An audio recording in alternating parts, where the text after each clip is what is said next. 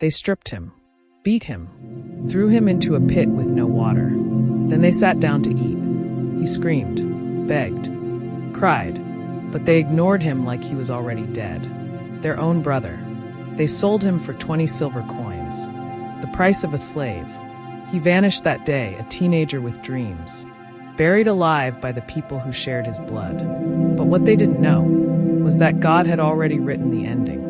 Open book, they saw him from afar and conspired against him to kill him. Genesis 37 verse 18. Joseph's life began with favor, a coat of many colors, a father's love, and God-given dreams. But favor can be dangerous, and dreams can make enemies. His brothers didn't just hate him, they plotted to erase him. At 17, he was betrayed, enslaved, exiled, dragged in chains to Egypt, alone, afraid, forgotten. And when he finally found stability as a servant, lies sent him back into the shadows, a dungeon this time. No sunlight, no trial, no justice, just silence and years. But in that silence, God was sharpening him. In prison, Joseph wasn't just surviving, he was transforming. While the world forgot him, heaven was scheduling his rise. And in one divine moment, the dreamer stood before Pharaoh, not in chains, but in robes of royalty, from pit to palace, from prisoner to prime minister.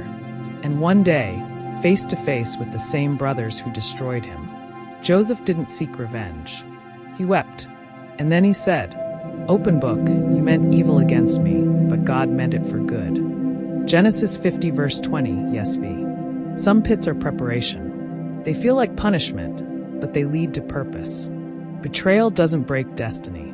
What people meant to bury you may be the soil for your growth. God is silent until he isn't. And when he moves, everything shifts in one day. You don't need revenge, just revelation. God will vindicate you when it matters most.